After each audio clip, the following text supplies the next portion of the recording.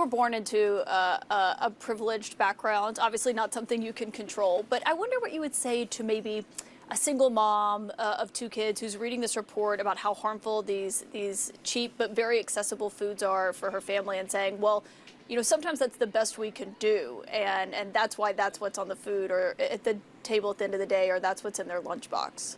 It's an illusion to think that processed food is cheap, because you end up paying for it with diabetes. You end up paying for it with autoimmune dysregulation, with mitochondrial dysfunction, with inflammation, and you end up paying much higher costs in the long run. But they're not paying. Now, there are food deserts in this country, yeah, where people at this point have a hard time getting access.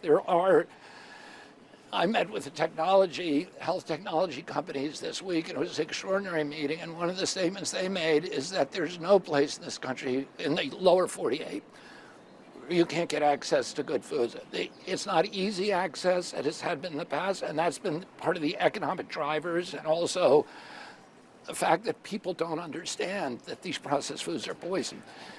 but they're more and more, and you're watching companies now that are changing their ingredients because of this movement, that are making good food more available to Americans because they're demanding it. There was no demand for it before.